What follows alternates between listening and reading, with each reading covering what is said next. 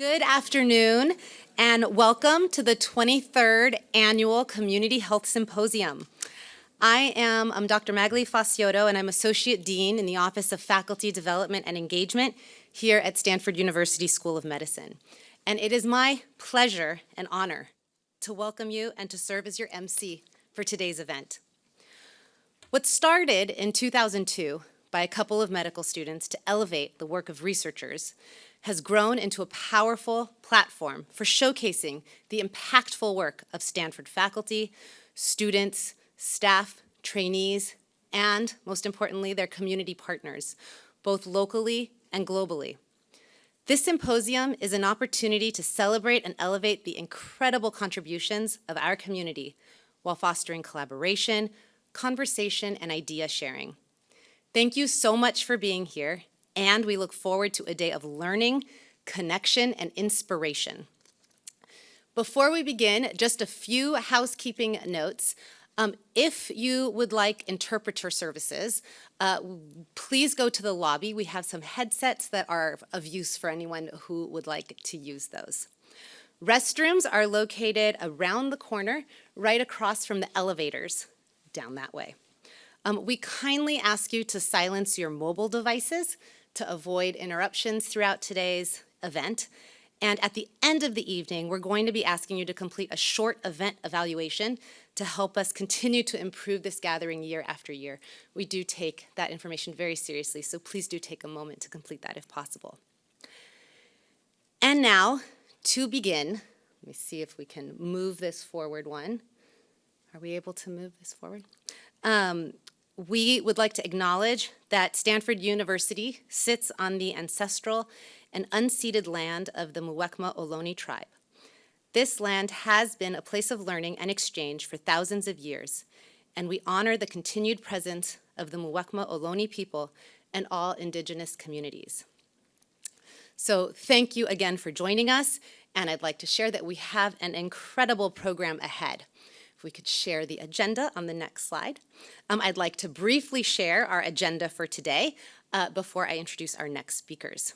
We really are looking forward to hearing from all of our speakers, as well as connecting with everyone here in the audience in our shared interest of advancing community health.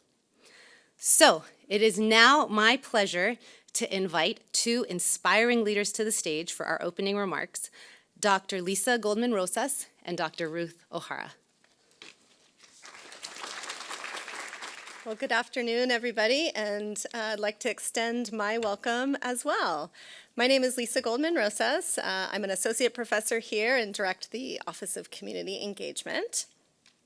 So let's see, you can go to the next slide, I think. All right, so this year marks a little bit of a shift in our Community Health Symposium. We want to really use this time together, our Stanford friends and our community partners, to deepen our understanding around community engagement. So to that end, we're going to present one of the most forward-thinking conceptual models around community engagement. So that is our first objective of the day. In a minute, I'll share the model with you, and it has 4 different domains. So this year, we're going to focus on strengthened partnerships and alliances. Stay tuned for following years, where we'll focus on the other domains of the model as well. What hasn't changed is we're going to use this time to recognize, elevate, celebrate all of you, the individuals and organizations that are deeply engaged in community-engaged research and community engagement, which is one of the most valuable aspects of our meeting today. And then we really hope that you will identify and leave with concrete strategies to really build inclusive, trusting, and sustainable community-university partnerships. Go to the next slide. So before I present the model, I just want to reflect a minute on where we've been. So this is the 23rd Community Health Symposium. Some of you have been to more than one, more than 10, perhaps several community health symposiums. That's been almost 6,000 attendees over the years. We've given out 53 awards. You all have presented over 700 posters. And of course, this represents countless hours out in the community as well.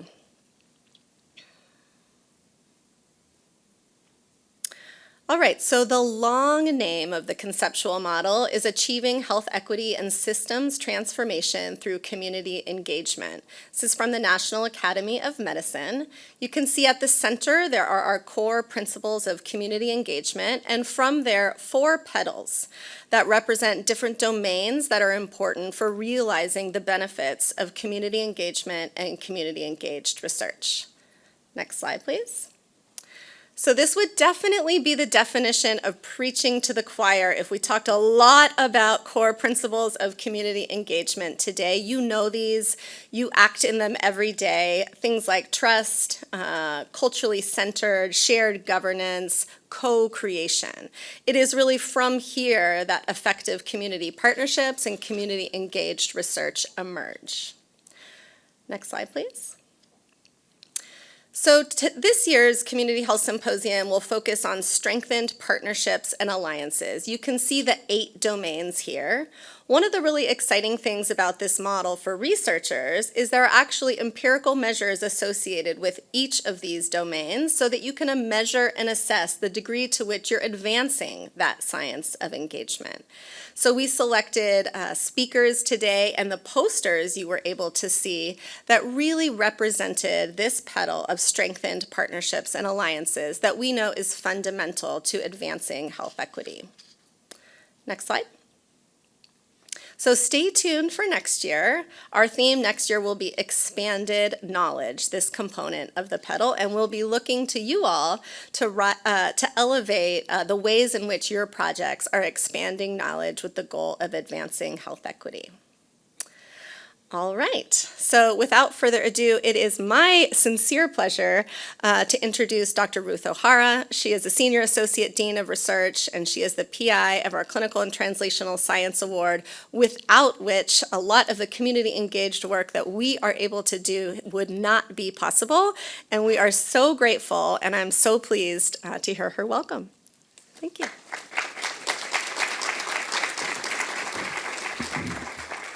Thank you so much, Lisa. I started in this role in 2019, and one of the very first things that I did was set up time to meet Dr. Lisa Goldman Rosas. And I wasn't quite sure. I was meeting everybody for the first time. And she was so impressive that I think we had, Lisa, a series of meetings in rapid fire over the next few months. At that time, Lisa had already done a huge amount to actually bring the whole construct of community engaged research to the fore at Stanford. Not always an easy thing to do. We have, by tradition, been somewhat slow to that table, I have to say, and often not recognizing the absolute value and significance of having our community engaged in the research we do. You know, academics can very often think of themselves as kind of lone explorers, hidden away, doing their work, but failing to have a strong community-based perspective really inhibits the excellence of the research we can achieve. She wanted to persuade me, she had no persuasion really to do, to become more involved, to become more engaged, so that we can truly achieve, I would say, not just even a two-way street, but making sure that the work we do here at Stanford gives back to our community. And the only way we can do that effectively is with your support and your help, and through really effective community engagement. It is absolutely critical.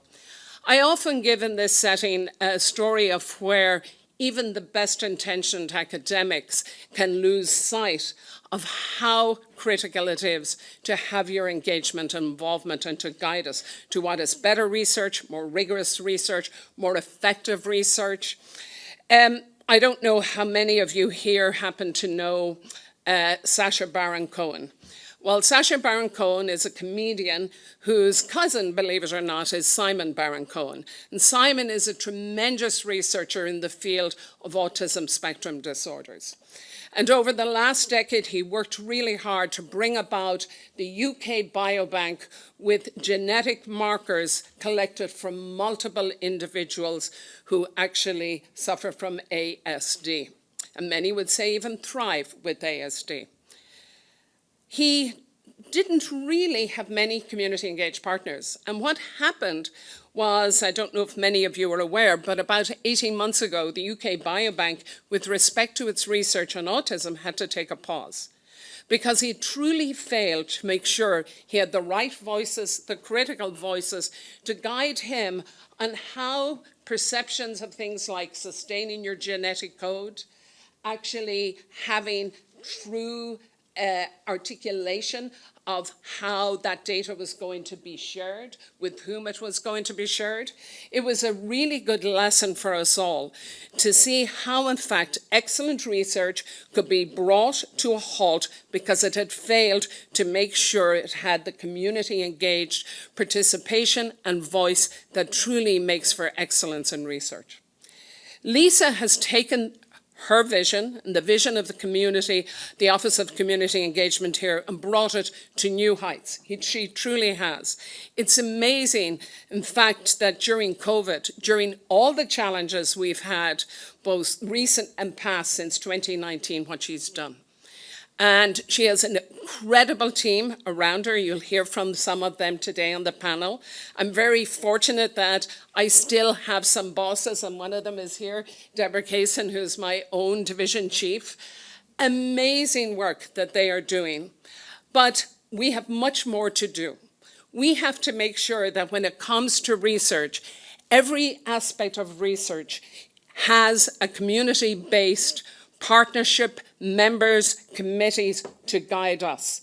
It is absolutely vital, and I cannot tell you how enthusiastic I am about doing that in the future. But most of all, we have a phenomenal Office of Community Engagement here, thanks to the leadership of Wei-ting and Lisa and so many more, and I'm so grateful to be even a small part of that. Thank you. Thank you so much, Dr. O'Hara, and thank you, everyone. Hello, my name is Patricia Rodriguez Espinosa. I'm an assistant professor in our Department of Epidemiology and Population Health here at Stanford, and I also have the honor to serve as the Associate Director of Research for our Office of Community Engagement, and it is my absolute pleasure to be moderating our panel today. The panel is really at the center of our symposium this year. We have 3 real-world academic community partnerships that are really changing how we think about the science and the best practices of community engagement. These are also partnerships that are really grounded in the local work here in our communities, in our local needs, and really having a tremendous impact in our community. So I'm really, really excited to hear from all of you today and to learn more about your work. And maybe to get us started, we'll have some time at the end for some questions. So as you're hearing things today, we hope that you come away with a lot of tips and a lot of information. Keep your questions, and we'll take those at the end. But to get us started, maybe if we can go around and you can briefly introduce yourselves and also tell us a little bit about your partnership in terms of the goals of the work that you're doing, what motivated the work, and who is involved. Sure, I can start. So my name is Dawes. I am an assistant professor of surgery in the Division of General Surgery in the section of colon and rectal surgery. I'm a colon and rectal surgeon, actually, and spend a good bit of my time treating patients with colon, rectal, and anal cancers here at Stanford. And so the partnership that Patricia and I will tell you a little bit more about that we've been working on for the past 2.5 years or so, we named Acuerdo, and the idea behind it was to try to understand a little bit more about why some of our patients weren't getting recommended care for rectal cancer in particular, which is a difficult cancer to treat, often requires a lot of coordinated services between surgeons and radiation oncologists and medical oncologists. And we, as a cancer center, a cancer institute, not only take care of patients in Palo Alto, Stanford, and not even just the Bay Area, but really the entire center of the state and beyond. And so as a clinical person seeing these patients, I was struck a lot by meeting patients much later in their journey than we had hoped they would be. And so we set out to try to understand why that was the case and what we might be able to do to fix that. Hi, that's when I come in. My name is Patricia Castañeda, and I'm very proud to say I'm a promotora. I work mainly with the Latino community. I speak Spanish, but I believe that trust is so important, not only with the doctor and his team, but also with the community. So when we're talking about an issue like rectal colon cancer, no one wants to talk about it, especially men in my community. Nobody wants to talk about it. So it's very important to have that trust and to be able to be a part of our community and be able to be of service.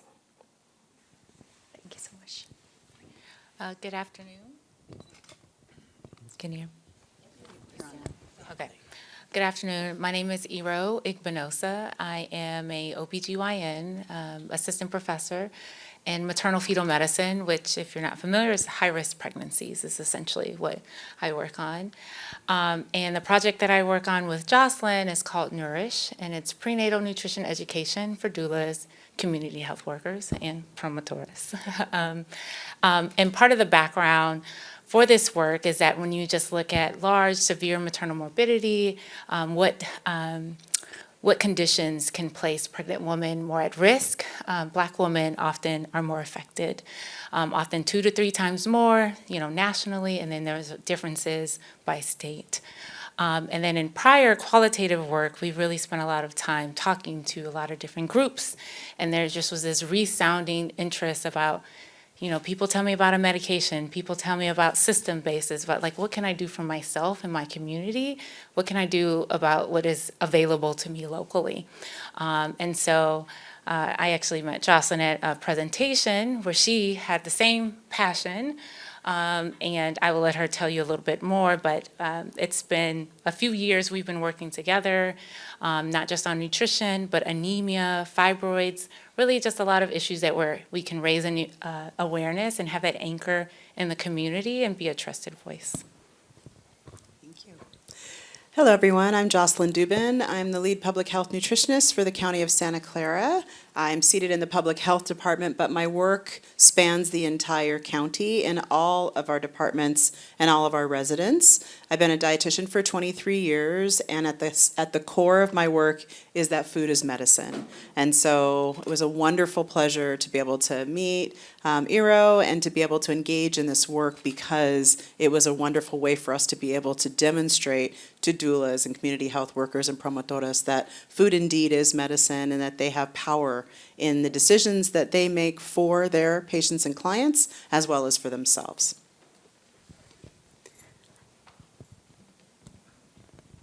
Can you hear me? Okay, good, I'm live. So nice to meet you all. My name is Debra Kaysen. I'm a professor in the Department of Psychiatry and Behavioral Sciences. I'm also the chief of the Division of Public Mental Health and Population Sciences. And my story is actually going to be a little bit different than the other partnerships you've heard of. I was recruited to Stanford about 5 years ago. I had been doing community engaged work at my prior institution, and I think that is part of why I might have been recruited. It certainly was something we talked about a lot in my interviews.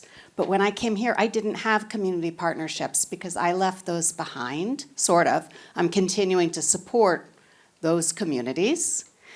And I met this wonderful person, an assistant professor in emergency medicine, Jen Newberry. And she's really the person who should be sitting here representing this project, because Jen is the driving force for this partnership, and I am the MPI.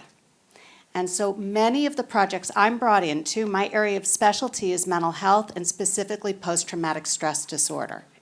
And so often I'm brought into a community partnership a little bit later in the game after the conversation has started around we've identified where a community wants support. can we bring in somebody who has specific clinical skills to work with us? And that's often when I enter the relationship, and that was true here. The grant that was written was mostly written, and I helped with that. And then when Jen got a score, she needed actually additional supports. And so I stepped in as an MPI and entered into this partnership. So my role really has been around how do we create a mental health intervention in partnership with community that echoes the desires of that community. In this case, it's to work with the Latino community in East San Jose around gaps that people have seen, that Jen saw in her work and our community partners saw in mental health access. How do we get folks who are suffering into mental health, and how can we help support them in that journey? And so I'll turn that over to Erica, who can really talk about the origins of the whole project. Hello, everyone. So my name's Erica Villa. I'm the Associate Director of Community Partnerships for Next Door Solutions to Domestic Violence. So our partnership with Stanford actually started in 2016. And we've been in partnership in a lot of different collaborations, from taking in students to doing pediatric resident rotation tours and engagement, as well as other research projects. And it actually all started with the Office of Community Engagement, where we invited them to, I recall, we invited them to one of our events, and they really got interested in how do we support survivors of domestic violence. And that's really where our partnership with Stanford got started. So we, Nextdoor had already been working with Dr. Newberry before this grant. It actually started back when the pandemic was happening, and she actually reached out and said, hey, how can we support you? And at that time, we had community health workers that also identified as survivors. And so our project really started in educating the community on the intersection between intimate partner violence and COVID. And they, our promotoras, community health workers, actually trained other community health workers on that intersectionality, because there was a lot of outreach happening in the community. And what we learned there was that a lot of the impact of COVID was mental health. And we serve over 50% of the Latinx community. And so that's where the opportunity came to apply for this grant on involving community health workers, on surveying the community on where are we with mental health. And so we actually brought in 2 other partners because of our expertise. We said, well, we need somebody on the ground. And so we actually brought Somos Mayfair, which they are known to build community power through leadership development and resident-led solutions.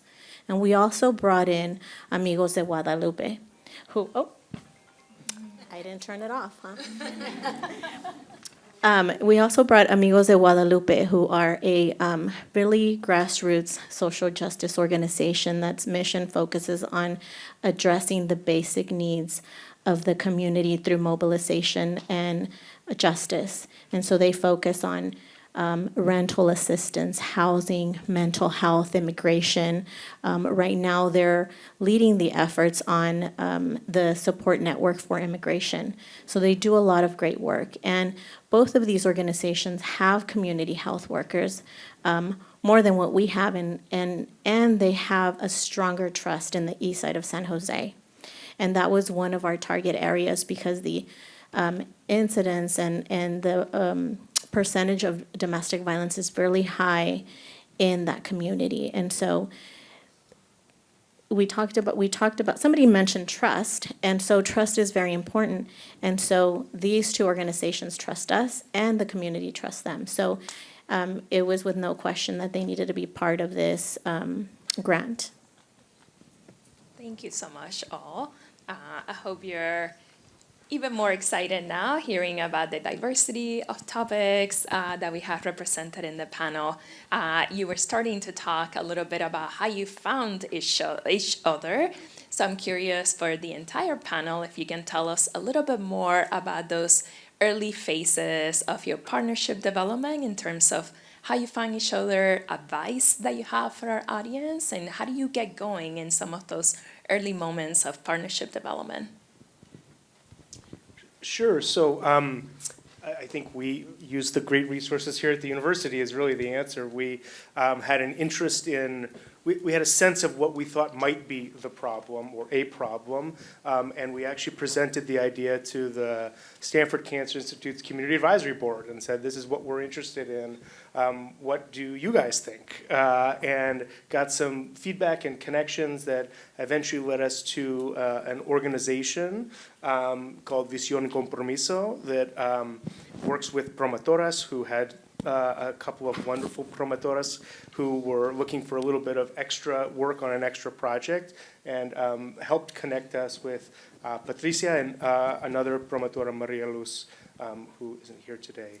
But I think we I hope we brought a sense of a potential clinical problem, but not any sense of solution intentionally, and tried to then understand how could we connect with people that really understood better than we did, to then try to form trust and start working on a solution. For us, it was very interesting how it was to go into the community to talk about rectal cancer. And it was interesting how it's something we don't want to talk about as a community. Everybody's afraid, even myself. When I first started working for this project, I was like, oh, I don't know how I'm going to do this. It was actually something that, to me, was not as easy as I would think. But it gave me the opportunity to really understand the reason why I do what I do, because I don't come to work just to look pretty or to just pass the day, but I come here to work with people that are making a difference, and I want to be a part of it. And it didn't matter to me if it felt weird to talk about that, or if somebody didn't want to talk to me, I just smile, and I know eventually that person will come talk to me. So I just really enjoyed working with Dr. Dawes and his team, and what they brought also to the community. In late 2022, I had the pleasure of meeting Dr. Igbinosa in giving a grand rounds presentation for several faculty and staff throughout multiple healthcare systems, as well as for the County of Santa Clara. And that presentation was on the intersections between uterine fibroids, iron status, and perinatal outcomes, specifically in African and African ancestry populations. And so it was in that moment that we realized that we had this real shared passion around addressing those intersections from both a nutrition standpoint and a medical standpoint. So I was very happy to know that Iro was one of my students for that presentation. Yes, and what I would add to that is just like how I found out about it was being on a lot of different listservs with a lot of different community groups, right? And so usually to your question, like how do you find partnerships? Like I'm not from California, I came here for training. And it was really like, how can I go to the community? So sometimes it works out where you can, there's a list and it works out, but for us, I think I really had to like go to fairs, go to different things and see if I could find some synergy. And that's how I got on listservs. And I was like, oh, wow, we have so much in common. Why don't I already know you? But I do think it's important to also meet the community where they are. So I'll start with our partnership actually started in 2016. I wasn't part of that partnership just yet. But it was actually a pediatric resident that reached out. And I'm going to do a lot of shout outs. Her name is Maya Raghavan, well now Dr. Maya Raghavan. And so she actually reached out because one of the things that she noticed was that during her residency and her schooling, that there wasn't much talk about intimate partner violence and best practices and bedside manners when screening for domestic violence. And so she actually reached out to our organization, and at that time, it was our manager of self-sufficiency, Sarah Fuller, where we were overseeing transitional housing. And so Maya actually developed workshops for women, workshops on around nutrition, on how to engage with your child, reproductive health. And so this became a practice. So when I started working at Nextdoor 3 years later, I took over that program, and we continued to provide those workshops that actually Maya had developed. And she wrote a paper about it. And then I believe Janine Bruce reached out saying, are there any opportunities for students, pediatric resident students working on projects? And so I think because of the success of the previous research project, that had built the trust. And so I was like, well, why not? Why not leverage students and have them help us out on identifying what the needs were for the community that we're serving, particularly the impact on children. And so that's what really got our partnership started. And it wasn't funded, but it was an exchange. It was an exchange for the students, understanding and learning the survivor experience, as well for us receiving some information that could support us in funding and providing the support for survivors. And then also through the Office of Community Engagement, when we invited them to our fundraising event and they were able to see that, actually it was Jorge de Luna who went to our event, and he's like, we need to collaborate more, we need to do more. And so he's like, is there something that you have for students?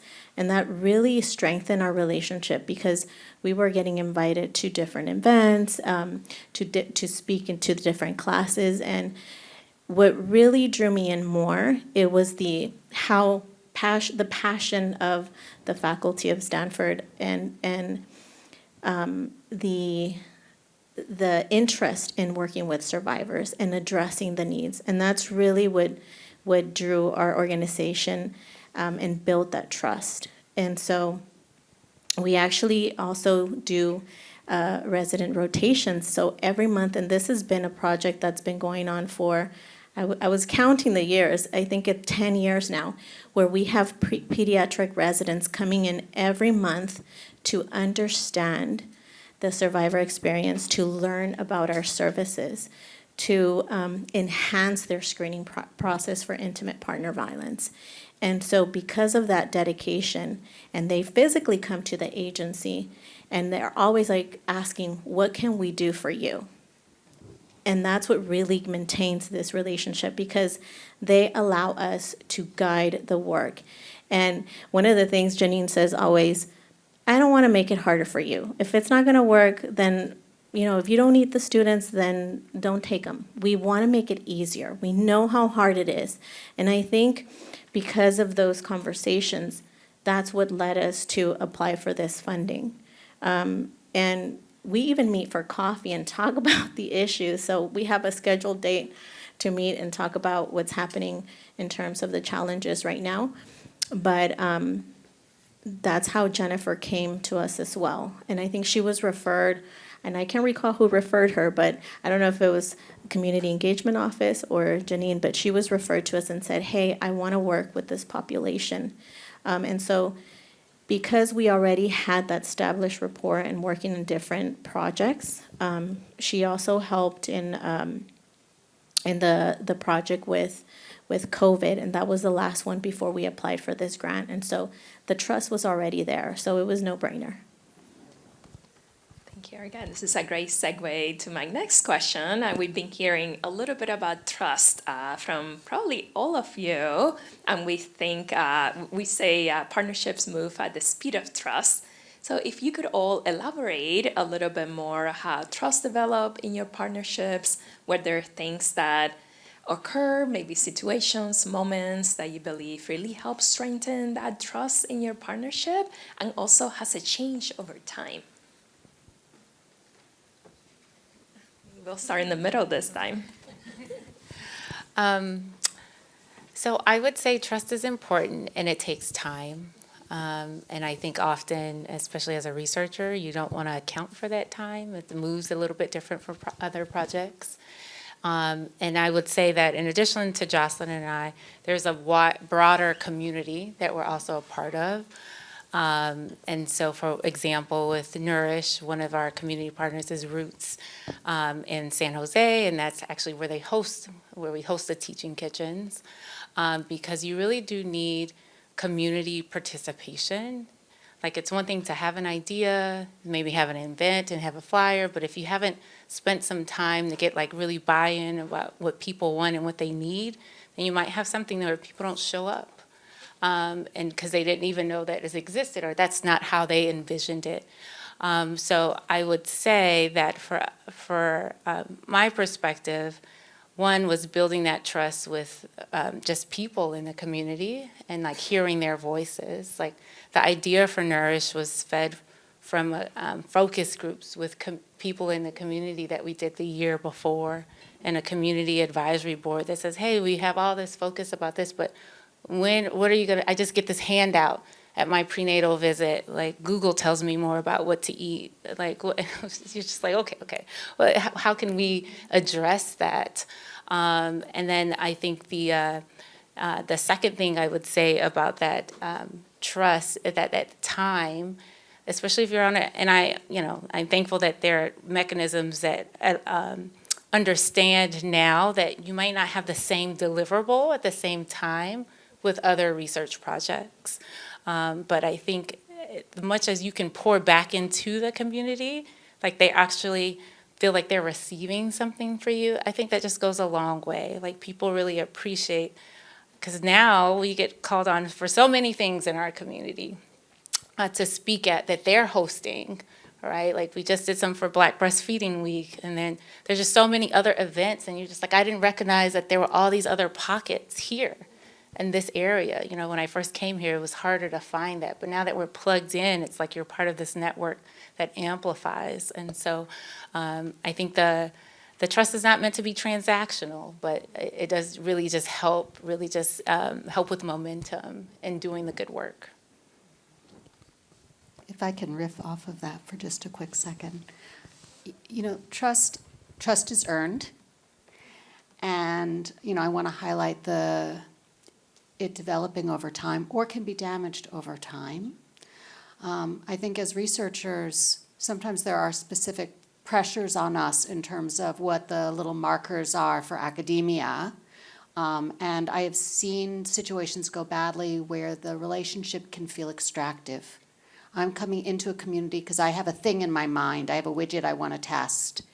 And so I want to impose this on community versus a conversation about what is useful, what is helpful, what's supportive, and listening genuinely to that feedback at all stages of development. The other piece is really showing up, breaking bread together, having meetings that are not about the project but are just actually being relational and connected with each other are essential. And then I would say cross-culturally, there are times when we're going to screw it up. And being open to that feedback when we do, and then not continuing to make the same mistake. I wanted to share how Dr. Dawes and his team came to our community events, and they actually share with the community, talk to the community. We even had a workshop where he can tell you about how he did a hit. How was that?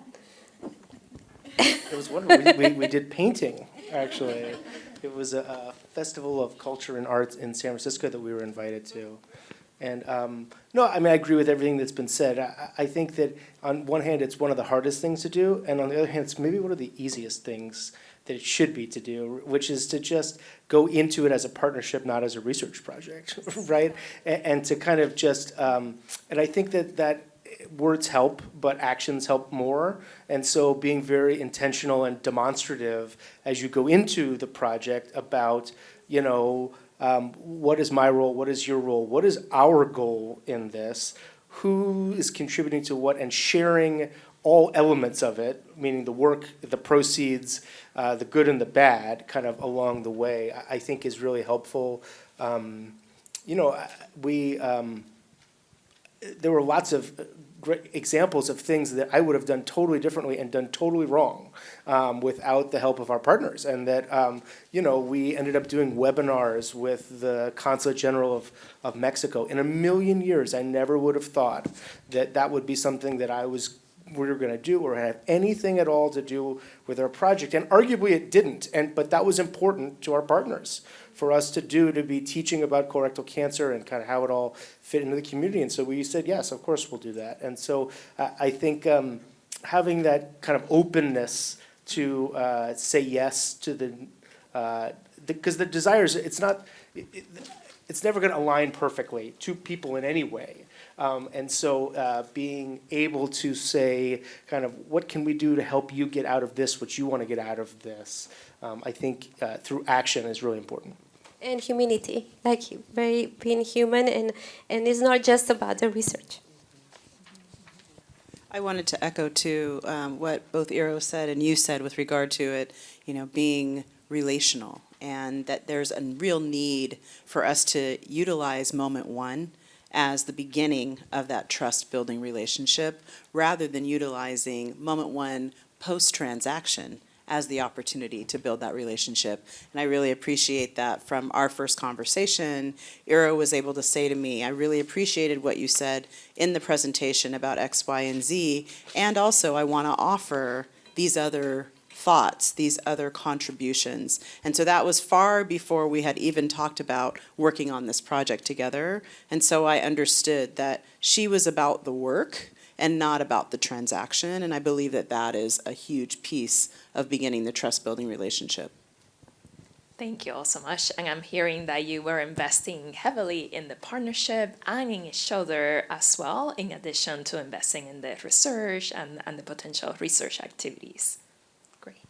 I wanted to shift a little bit and talk a little bit. We saw earlier in the model some of the best practices in community engaged research, one of them being power sharing. So how do we truly make sure that partners are meaningfully engaged throughout the research? How do we make sure that we're sharing resources, financial or otherwise, and that we're really engaging in bidirectional decision-making as partners as well? Would you speak a little bit about practices that you have in your partnerships to ensure that that happens, whether they're formal, informal? Okay. I think for us it's a little complex because there's 3 layers, right? So there's the partnership with us next door, the partnership with Amigos, the partnership with Somos, and the partnership with the community health workers. And so I think we learned early on, even when applying for funding, it's, well, financially, how much? How much is it that we pay as an incentive for the community health workers, right? And so, and every organization is very different. So I know what Stanford did was have individual conversations with each organization. And then once we learned about receiving the funding, it was like, oh, 5 years, right? And I know our partners were a little nervous about it, but I think what eased and made it comfortable was the conversations and Stanford really listening. I think that was really important for Dr. Newberry, where we had one-on-ones early on to understand the scope of work and giving us the opportunity, do you have questions? Really listening in and really leaning in and saying what's going to work for you, because we know you're really busy. And this happened with all 3 organizations. So we had the meetings where the scope of work was explained, and then we would all convene, and we still convene on a quarterly basis, I think, or maybe even more, where we talk about where are we with the project. And also what's prioritized is the input of the community health workers, their concerns, their challenges when they're going out and being in community. So I think that is what really is important, and that it's very much considered in every process of the project, the research project. So every year, the modifications happen because of those listening in sessions and because of the input of community, us being the community and what we hear and what's even happening. A great example is actually last week, there was a question around gift cards and the concerns around immigration and giving gift cards to the participants, and how do we address that concern. So getting that email is letting me know, well, they're listening. They're listening to the community health workers, who are really leading the work. And so I think that's where we're prioritizing the I would say the direct service staff, which what we would call them, because they're the ones that are really doing the work and not necessarily us as the organization leaders. And if I can riff off of that a little bit as well, another example of that communication, but also power sharing. We were getting feedback from the community health workers that they wanted additional tools for themselves in staying healthy doing the work. And so that got filtered back to me, and we actually created additional programming around self-care and mental health for the promotoras themselves. Again, as part of that bi-directional communication, and it wasn't even a question for us, like, how does this fit with AIMS? It didn't matter. This was a place where there was a direct ask from the people that we are partnering with. I think, as was mentioned earlier, there's formal and informal all the time. So formal, we had a partnership agreement from the very beginning that laid out kind of what we thought we were bringing, what we hoped we were getting met with. We laid out from the very beginning that every grant application, every paper, everything we put out had everyone's names on it, period. That was just the rule from the very beginning. And so we entered the whole thing as a team partnership. So there were these kind of formal ways in which we ensured that. And then I think from an informal perspective, it's coming in with humility, coming in working with human beings, and kind of basically just being able, to show up for your partners and demonstrate through your action that you're committed to not just this project, but potentially the long-term relationship with the partners in the community. And I think they were too nice to us from the very beginning. But I think to earn that trust, I think it became easier and easier as it became clear that we were really interested in forming this bond, forming this relationship, and trying to improve the health of a community. I think it's much easier to then continue to share goals in that way. I think that one thing that's really lovely is when, in the spirit of power sharing, you can really notice that someone's scope of practice is very distinct from your own, but that they work so beautifully together. And so I think one of the ways in which we were able to power share is to really take advantage of each other's areas of expertise. And so I love that respect for the fact that I'm a dietitian, and respect for the fact that Iro is an OBGYN, and that these are very different scopes of practice. And so we call on each other when it comes to our areas of expertise, and we're able to build our program and build the research project around those shared values around scope of practice. Yeah, I would agree. And I would say the other thing is with that power sharing is being open to feedback. Because sometimes what we wanted to do, we recognize as the more we talked with our other partner, with Ruth, except they weren't quite ready for that step yet. We wanted to have meals delivered, and then we realized, well, people, what should I eat? How do I cook it? And we're like, oh, okay, let's take some steps back here, and maybe let's focus on the education. Maybe we can do the meal delivery as a future project, but this is where the group that we're working is, that's where they're at. And I think that was so pivotal, because again, if we had started there, then we would think we had this great resource, and then what we have seen, hearing from our community partners, they didn't use it, and it just kind of, it just went to the wayside. And so, and I would also say for our community health workers, we've also interspersed focus groups where they can give feedback on did the teaching kitchens work for you? Did our didactic sessions work for you? And so we've already incorporated that feedback and how we could make it better, and have some ideas again for the next project, like how are we incorporating that? Because what we have heard is that people want more. And even though our target was community health workers, like for our teaching kitchens, people brought their families. They're like, he needs to learn how to, cut and do all this. And I was like, okay, well, here's your apron. Sign this consent. But it's just a beautiful opportunity to not just to be a part of people's families. And I think that is really the fabric of community, right?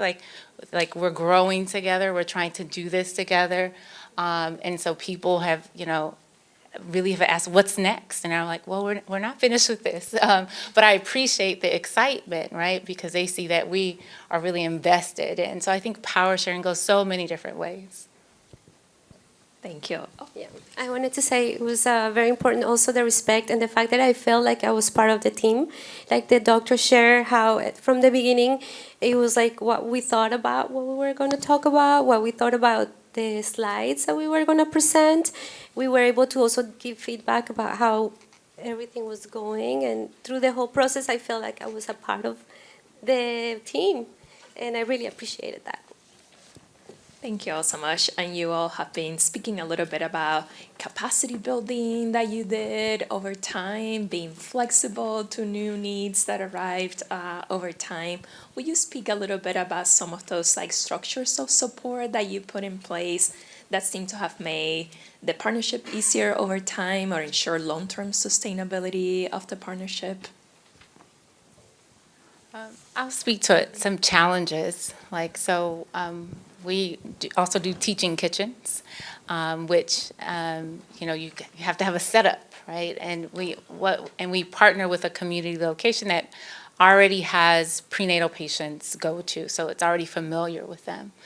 And what we learned is that we needed to account for more infrastructure support, and so had to be creative about who else could we get to help us, who else could we get from the community.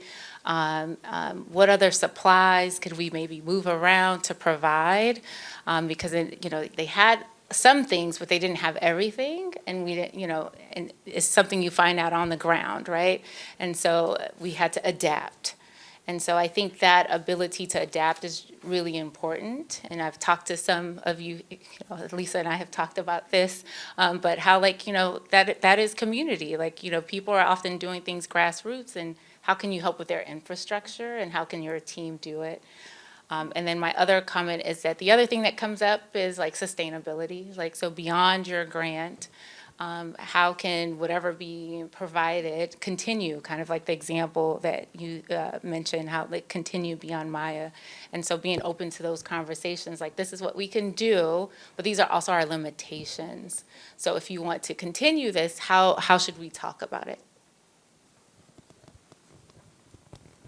I would say for us in terms of capacity building, the way our grant was written on the intervention end, because there's actually 3 layers to this grant, not only multiple partners, but multiple layers to the work.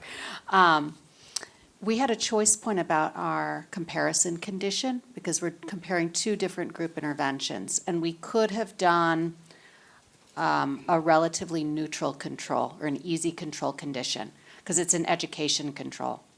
And one of the conscious decisions that we made in collaboration with community and the team is that we didn't want to take that path because it wasn't capacity building.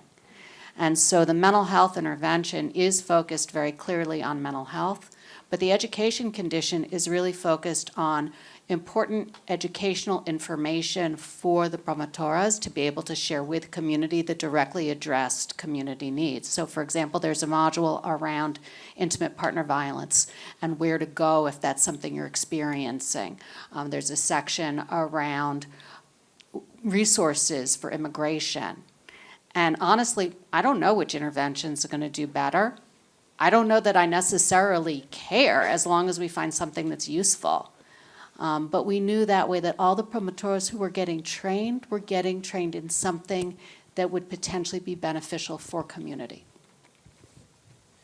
I also want to just take a moment and shout out to all the admins in the room, because I think when it comes to how we build capacity, anytime administrative support can be built into a grant, it is just phenomenal what a difference that makes.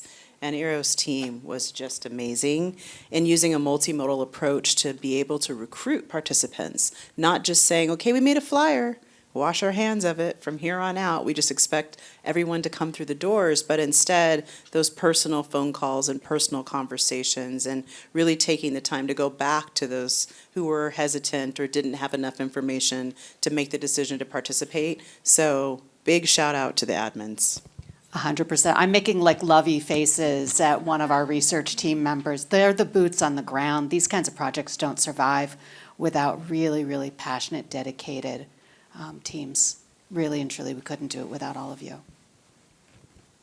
I also wanted to add the flexibility in time, because most of our meetings happen in the evening and some of the work happens in the weekend. So I think having that flexibility to work around the promotora's times, the availability of also the organizations when we come together. I mean, that's a whole challenge in itself, is when is it the right time to come together. But I think being flexible with time is important. Yeah, I think that time when we first started working was right post COVID, and we had to do everything remote, and it was so crazy. But we actually, with very good communication and everything, we were able to achieve that. And I really love the fact that I feel like the best thing that we can give the community is education. I mean, we can do food, we can do a lot of things, and that's really great, and I'm grateful, and everybody's grateful for that, but I feel education is the most important thing. And Dr. Dawes' team really made sure that we learn what we were going to talk about in the community. He also talked to the community when he talked to the Mexican embassy. He was educating everyone about what colorectal cancer was, so that's really important. Can I just highlight one quick thing about that? That was not my idea at all. So it's a perfect example of something that we didn't go into the project thinking that we were going to be educating people about colon and rectal cancer. And we probably should have, but that wasn't our main goal. It was a qualitative study that we were trying to learn from, and the feedback we got from our partners early on was, okay, we're having trouble talking to patients about this. Could you tell us a little bit more about it? Could you teach us a bit about it? And we did, and they said, that was really helpful. I really understand now what these conversations I'm having are. Would you mind doing it for the community as well? And so we did a number of education sessions that we got a little plug-in for our research at the end as well, but we framed it around a request from our partners to try to do some education as well. Thank you all so much. And we'll hear more about capacity building next year when you all return for our next symposium, where in the next petal of the model, there's a lot more emphasis on capacity building and expanding knowledge. But we've been hearing the incredible work that you're doing, the investment, the time that it takes. We heard during our welcome that community engagement leads to better science, better research questions. Will you tell us a little bit if that was true for your partnership and how that came about for you all?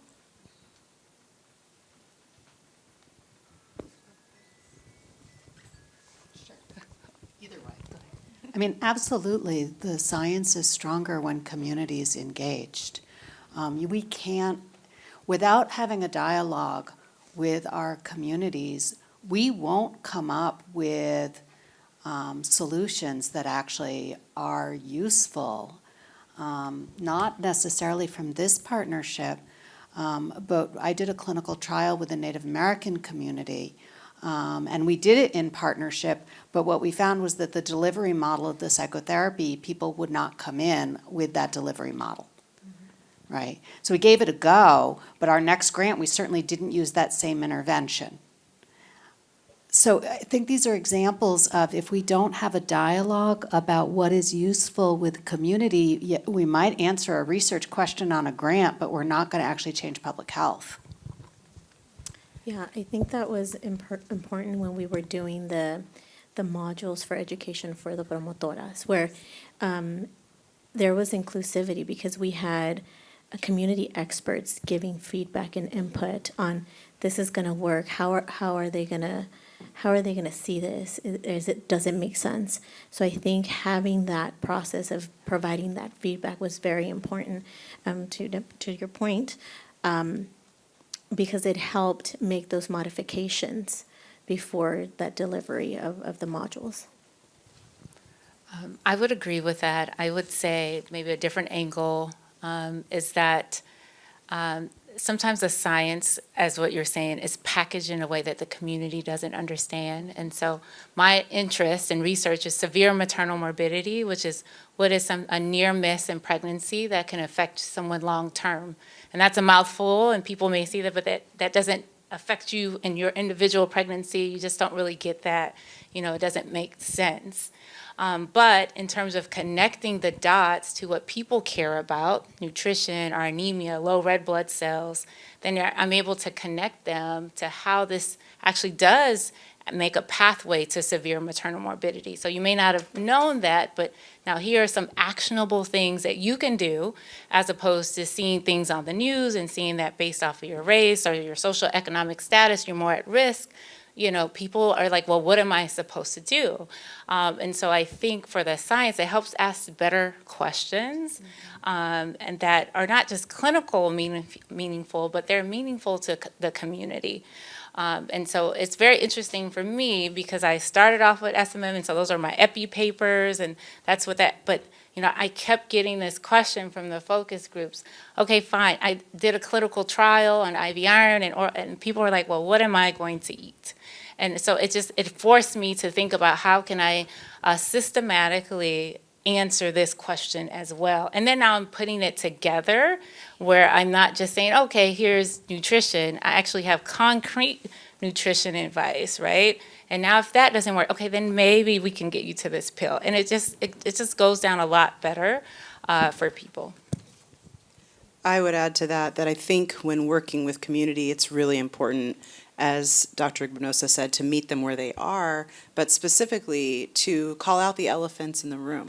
So when that TikTok is the main place that someone's getting their nutrition information, or their mother-in-law has told them you're pregnant and this is what you need to do because it worked for me and it worked for those in my family, I think they're coming to us with a hunger for, well, what is the truth? And particularly in this moment, in this country, they really are wanting to know what is the truth of what I need to do for myself and for a healthy pregnancy and for a healthy baby. So being able to address head on the myths and to be able to give them the science that really helps them to understand why that is a myth, I think is very important, rather than just ignoring some of the colloquialisms that are out there and just telling them what the science is.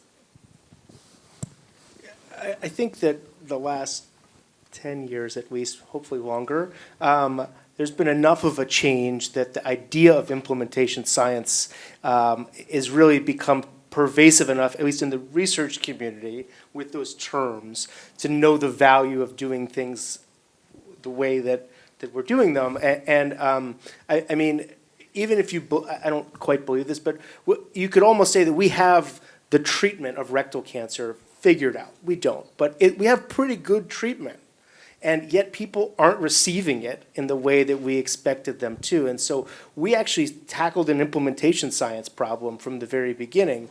And so there's no doubt it made the science better, because the science was all about what are the gaps that we are missing, we in the ivory tower that know how to treat rectal cancer, that people aren't doing, and what are we missing to be able to try to improve the care for patients. And no way we could have done it without a community partnership. Yeah. And I just have to follow up on this, because I have to say the other thing it pointed, because so much I talk about what the community needs to do, and what they told me is like, well, I didn't hear it from my provider. I didn't receive that option. And so then that also was another kind of element of research, is like, for us, anemia screening should be standard of care in pregnancy, and then we found out only 50% of OBs were actually screening. So to your point about implementation science, well, then how do we get people to do what we know works, right? And so there's so many components of it. And so again, thinking about the layers of the science, like I just can't agree more that it's just so many pieces. It's not that, hey, you eat this, you take this, but hey, did you recommend it? Did you offer nutrition counseling? Like, how did you ask them what they eat? Like, do they have any dietary limitations? Like, there's just so many things that we learn from the community that, again, just in my personal clinical practice has changed because of what I hear. I'm just like, okay, let me, my visits might be a little bit longer, but okay. And I think it's so important because it's not only the fact that we speak Spanish, for example, but we're not just talking, we're also giving people compassion.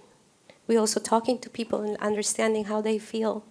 They're also seeing someone who's going through a hard time, and just that's really important. That's part of healing, like being heard, So I think that's where I believe promoters are very needed. Mm-hmm. We have we have several promotoras or community health workers in our audience. Maybe they can say hello. We have a couple here from Mountain View.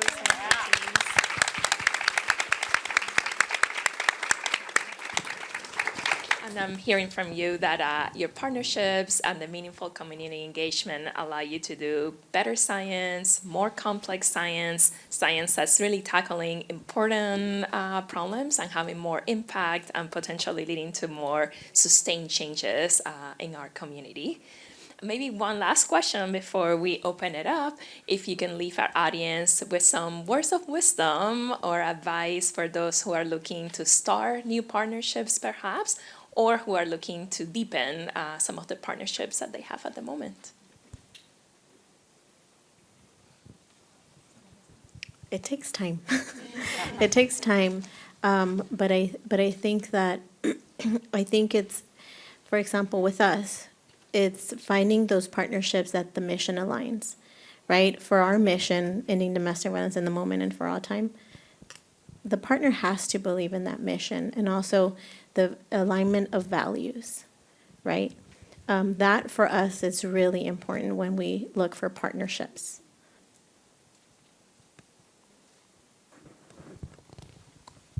I would say it is really learn to listen, like really listen. Don't forget all the things that we know in developing a partnership, right? We've all got skills to share, but it's also absorbing what skills our partners have, whether it's starting a new relationship or deepening an existing one, really seeing it as a bidirectional, not transactional experience. I would say agility is really important here. As you've heard from many, we may have an idea of what the research design is and then realize, wow, that study design is not going to work for this population. Or we may have an idea of what language we're going to offer this project or initiative in and realize, oh, we actually need to expand beyond that one or two languages. And then, as you mentioned, really having that agility to know who the expert is in the moment. Right? Because, of course, if someone is in the room with a doctor and someone who's not a doctor, much of our conventional wisdom is, well, the doctor is the expert. But there are so many experts among us because we all have a beautiful gift and we all have beautiful scopes of practice. I would say communication and of your message. I think one thing that I had to learn was how to distill my science in a way that anybody could understand.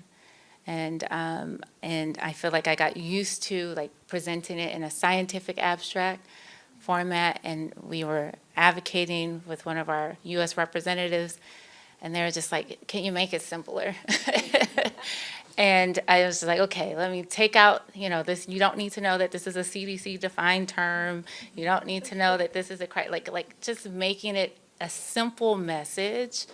And I really think, that exercise has really helped me with more partnerships because I am able to help people see, this is why it should matter in a your elevator pitch. But it is a transition from coming from, extremely, academic and doing it one way. I have that down, but doing it for an audience that is just as intelligent, but their just background is not, like, they're not in the science all day, like, but you still, to Dr. O'Hara's point in the initial, like, they still need to know, right? Like, because we're doing this to affect public good, population good, right? So if you can't communicate your science, then I fear that it doesn't really go far.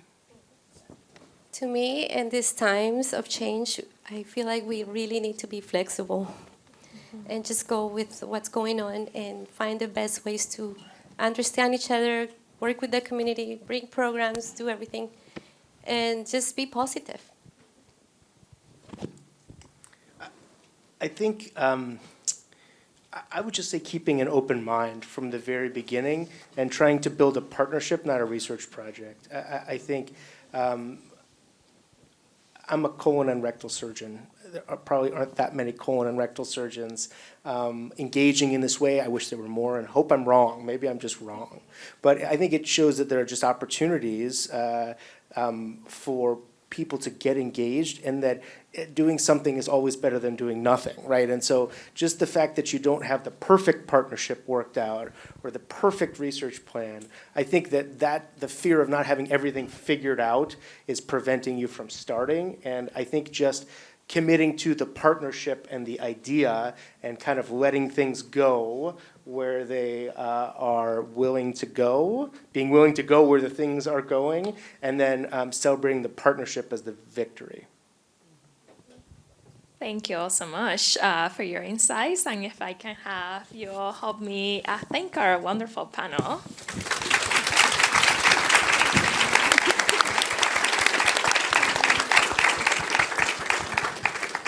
We have some time for questions now. We have 2 microphones here. Or I think we can hear you as well. Oh, please go ahead.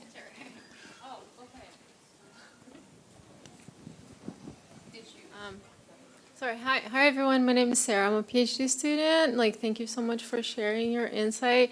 Can you talk a little bit about challenges that you have faced and kind of how you work through them? Just, pick one. I know that as we go through the process, there are a lot of growth curves. So yeah, thank you so much. I can talk about one briefly. Allie, you can probably chime in as well.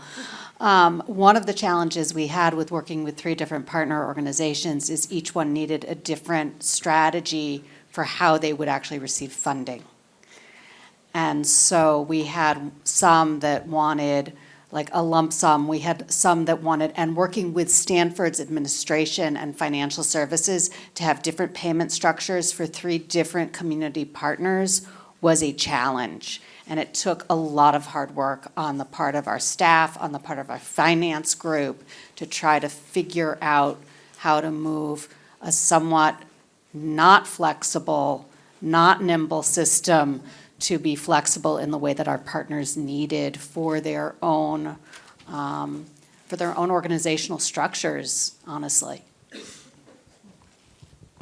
I think ours just quickly was, again, I'm a colon and rectal surgeon. I live in a world where I think about colon cancer more than most people, and are probably more willing to talk about some of those things than most people. And so hitting very early on, that we had recruitment issues really early on. People didn't want to talk to us and had very seasoned, connected promotoras that were coming back to us and saying, nobody wants to talk to us. I don't understand this. Everybody wants to talk to us. And so trying to hold on long enough to break down those barriers and understand other ways. And so with the education, talking about the stigma of the diagnosis and what is rectal cancer? What is anal cancer? Why are they not the same thing? Even just kind of things to me that I wouldn't necessarily have thought needed to be done because I live in a very, very focused world, I think was a challenge that we were able to overcome with the partnership. If I might add that we heard earlier about the investment in each other and in the partnership, and I think that is really critical for times where there might be challenges, that you can really rely on your partners and rely on that you have a solid foundation. Hi, my name is Allie. I'm a postdoc who's been working in community engagement for the past couple of years. And my question is about how do you create that balance between designing an intervention that is very culturally relevant and specifically tailored to a community, while also ensuring you're creating something that's generalizable, right, and can be applied to other communities later on?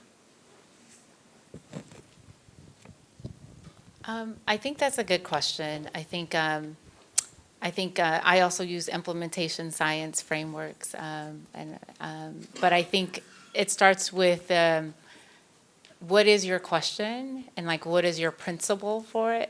Because even to answer that first question, you still need a community partner. And so maybe the tangent is that once you guys get to kind of your end of your outcome, then you're broadening your community for a wider project. And so, for example, for some of our work, we did, and other work we've done stuff with just like within Stanford or just within one community partner. But then as we increase sites for the collaborative that we just spoke with, which is across, from Washington to California, then we've expanded our community partnerships because the group here can't comment to maybe some of the things that are in another group. And so I just think that has to grow too. And I think implementation was helpful in terms of thinking about what are those actual formal strategies that you might want to assess, but also like as your team grows, so should those community groups grow. I have a mildly iconoclastic answer, which is you can't, and that's okay. And that's the idea that everything has to be generalizable, and I hope no funders are listening to me say this, I think is not true. And I think that at some level you have to build an intervention that works for the community in front of you, that you build with the community in front of you. And some of the principles may be transferable and adaptable, but the idea that you're going to take something and just plop it down everywhere doesn't work. We know it doesn't work. And so I think that developing an intervention that leans on the scientific principles you know to be true about the situation that you're dealing with, and then adapting how you deliver those based on what fits the community with which you're working. I would agree 100%, and I'm so happy to work for the County of Santa Clara Public Health Department because we have so many examples of emergent issues that are affecting one subset of the county.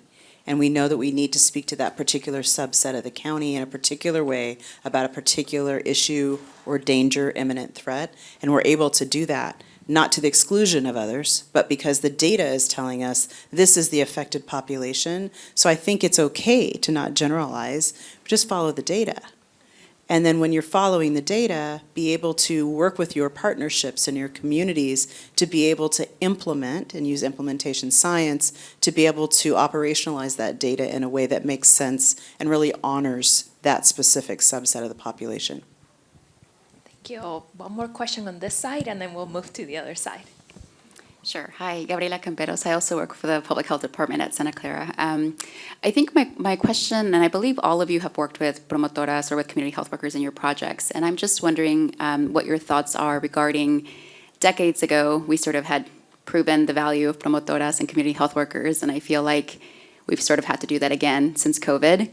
And the investments have also dwindled since COVID. And so I'm just wondering, what do you think we can do differently this time around to not have that happen? So not go back, a couple of decades after this and really sustaining that work, especially when a lot of organizations are pulling back on their community investments in this time. What comes to mind for me, when we started working with promotoras, our promotoras aren't traditional promotoras where they're certified and trained. I think it's an opportunity to invite community leaders, invite grassroots promotoras, right? Because they may not necessarily have the certification or have gone through a certain certification, but they know the community. They have the trust of community.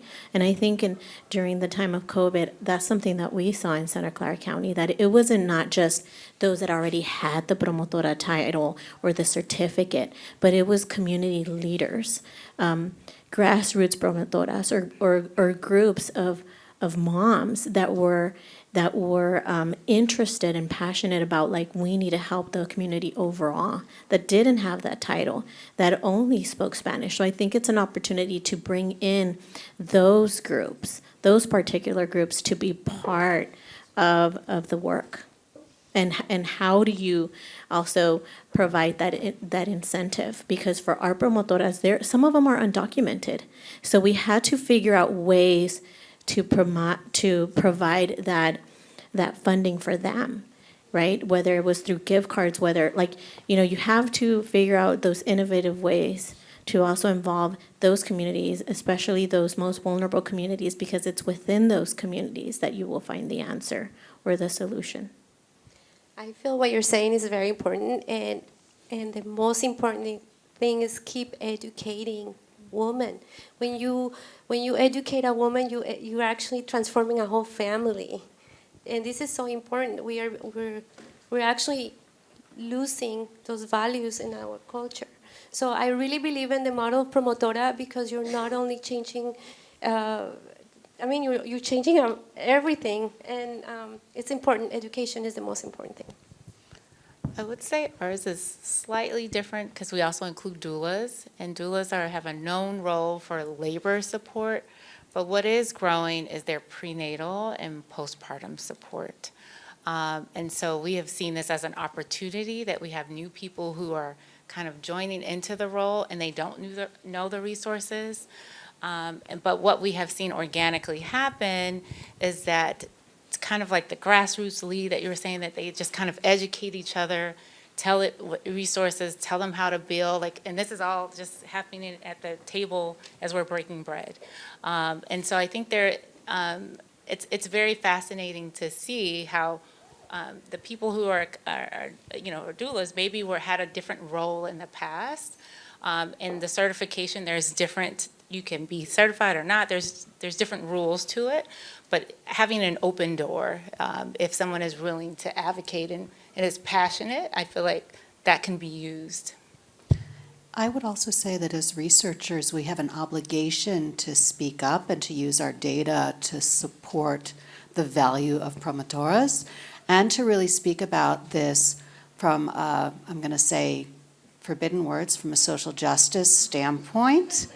I've seen because I do some work in global mental health, often there is a push to do task sharing using unpaid labor, especially in the mental health field, and that winds up on the backs of women and on the backs of the individuals who usually have the least amount of economic power. And so as a researcher, we have an obligation to say that's not an equitable relationship, that is not just, and to make sure that we are not helping promote that, and to use what we find in our own research to say this is a valued labor group, and they need to be reimbursed for their very valuable skill set. Because we have power, and we have options to use it. I have a slightly different answer that I'll keep quick. I'm not surprised. So my economist answer is this, is figure out who cares about the outcomes and who's on the hook for them. And I say this as someone that studies payment models for about half of my time. So as the payment models in healthcare change, the people that care about the outcomes are no longer necessarily the people you think they are, right? So as Medicaid is in the state of California, 85+% managed care, the people that care are the managed care organizations, because they're on the hook for the outcomes as the patients do and don't do well. And so who do you see that's actually investing in promotoras right now? Managed care organizations, payers, because they know the value of the promotoras. They know that they're going to get better outcomes for their patients from it. And with wonderful respect to the county and to the university and to other people that may be funding me in different ways, I think at the end of the day, trying to figure out who's the group that is really cares about that outcome. We all want to do it for the right reasons. We all want to do it to make people better. So again, but I think to get the money and support behind it, trying to figure out who's really on the hook at the end, those are the people that are willing to take the risks and invest the money in it. Thank you. Thank you all. My name is Emily Cedillo. I'm a program manager in PEDS neonatology. Thank you all for sharing so much of your experiences. You've all had a good amount of a length of time within your partnerships. And with that, you've talked about how things have evolved and grown in your communication back and forth with each other.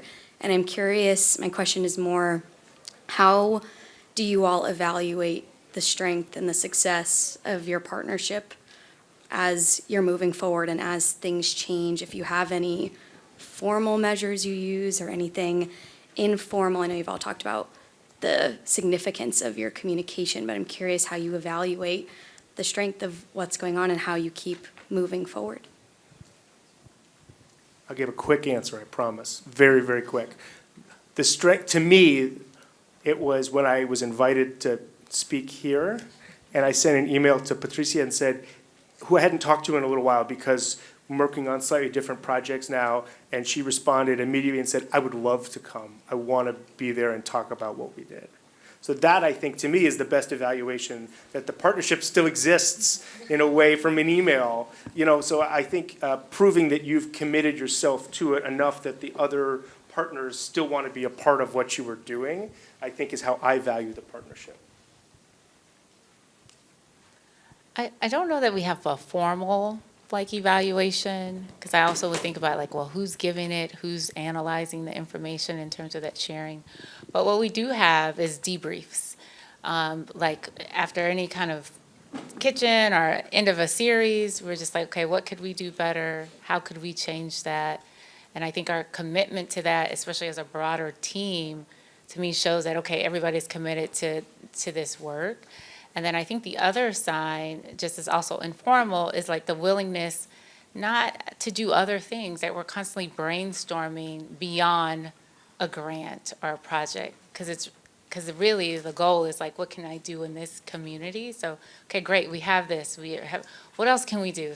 And sometimes the ideas are more than I can write a grant. But I think that is a strength of a partnership, that people are willing to continue working with you beyond a current obligation. For us, I think there's formal and informal. I think we're in the third year now, but we do have convenings where all the partners come together. And most of those are in person. And I think there's a difference between doing a Zoom meeting where it shifts when it's in person. And even with the research, we're studying the Latinx community. Food brings us together. So I think where there's food, and I think it's also important to celebrate the successes and really highlight those. And I think that's what we've done really great in this partnership, is highlight those successes. And then with other partners, not just with this research project, but with other partners, is that constant hey, how are you doing? That checking in. How's it going at Stanford? How's it going at next door? Those are the informals where it's an email. Let's get together for coffee and let's talk about what's happening. So yeah. And I will just add, because I've got a number of projects that use community engaged work. For some of those, we actually also do formal evaluation. Usually if we're using a stakeholder, or a consumer advisory board or another form of a CAB, we will actually do qualitative and quantitative measures around how is the partnership working, how is the CAB functioning. Thank you.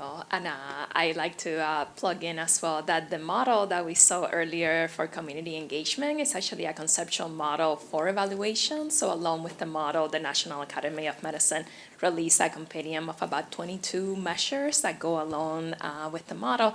And there's also a lot of work here at Stanford in terms of measurement development. So we've done some measurement development both in English and Spanish, long, short measures. So we're happy to talk to you more in the Office of Community Engagement for anyone interested in other ways of evaluating partnerships. We think evaluation of the partnership is equally important as evaluation of the research outcomes for your projects. And I think we have time for maybe about 2 more questions, so that's great. Thank you, appreciate it. This has been a great, thank you for inviting us here. It's a great community. My name is Keith, I'm coming from SHC. I'm a program manager, research program manager. We're actually conducting the largest health equity research Stanford Healthcare has ever undertaken. And as we kind of went about trying to figure out how to do that, or how to do the new iteration of that, we spoke with some partnerships in Northern California, specifically UC Davis, the Institute for Public Policy. We had a critique from them. So we asked them, what would a big healthcare organization, what can we do with regards to health equity? They told us that basically a big organization like that should stay away from the community because it potentially could be detrimental to the patients. We could be in the way of providing the care. And so I've asked a bunch of other people about this question, and they haven't really given me a clear answer, so I'm going to put it out there for everybody. Just to let you guys know, the health equity research is going well. So, thank you. I think it goes back to the same principles as the partnership, right? It's coming into the situation as the big healthcare organization is probably not going to get you what you want out of that. But coming in as a partner to try to understand things that the healthcare organization can do better in terms of equity or other outcomes, I think that of course SHC plays a role, whether it wants to or not, and I'm glad to hear that it does. It plays a huge role in the community in terms of the healthcare we provide, the services that we provide for the greater community. So acknowledging that it is a member of the community and wants to be a part of the community and wants to try to understand how to do that better, I would say is a win. Yes, I think I appreciate the question, and I think what I would add to that is that there's always history when there's an institution and a community, and that sometimes you can't always ignore what may have happened before, right? That has created certain memory on the fabric of those relations, especially when you just think about hospital settings and training. Like there's already things there. But I think just learning again from that is that what a lot of those critiques in past relationships is that it was transactional, that the community felt like something happened to them, but they didn't actually receive an outcome from it or a long-term benefit from it. And so I just think like a challenge.